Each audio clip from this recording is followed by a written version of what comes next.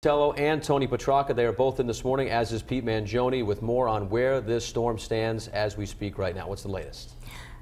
Double digits. I mean, many neighborhoods now with, as expected, double-digit snowfalls.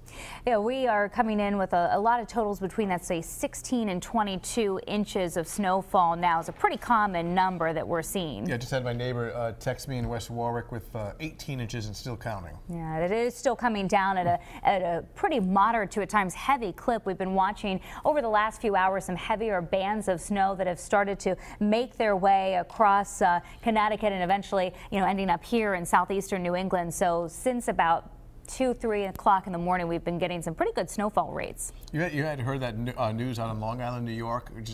I bring this up because it reminds me back in 1978 what happened with the cars. Yes, 60 reports of 60 to 100 cars that are abandoned on the Long Island Expressway, and the police trying to obviously take care of that, get people rescued from those vehicles that are snowed in. We even saw a picture of here locally of an abandoned plow. Just kind of. Yeah. Somebody.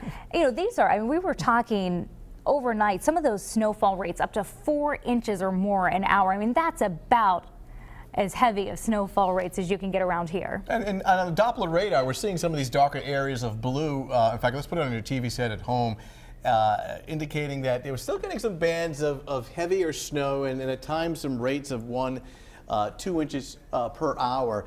And again, as mentioned before, the blue represents snow, but these darker strips of purple and darker blue indicating some of these heavier bands of snow. Here's one out across eastern Massachusetts.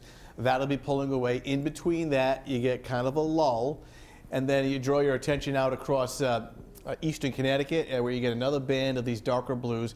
On radar, we actually call this banding, or the full name is what we call, from meteorology class a long time ago, mesobanding, or mesobands. And these are swinging through, and as they come through, they produce these rates of a couple of inches per hour. Now, the back edge of the snow is out across western Connecticut, so it has a ways to go, and you can see the drier air through upstate New York. So all of that will be pulling or moving through here late morning and certainly by the afternoon hours. But even as the snow comes to an end, the wind will still be strong to kind of blow and drift, but 1 to 2 feet with locally higher amounts. We've seen that already.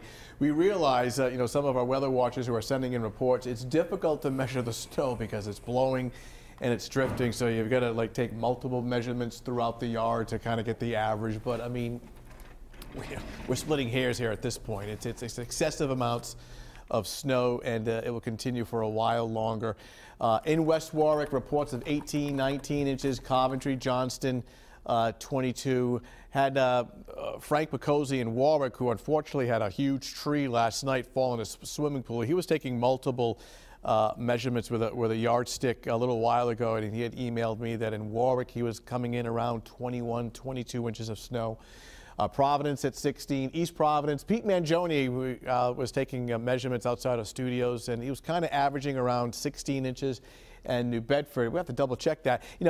12 inches of snow, that report from New Bedford, but then we got a report on the northern end of the city in New Bedford of 18. So a lot of snow all across the area, and of course the hurricane force winds. The reason why Patrick and Danielle have been talking about some of these huge numbers as far as the power outages. Yes, that's right. Jody, there we go.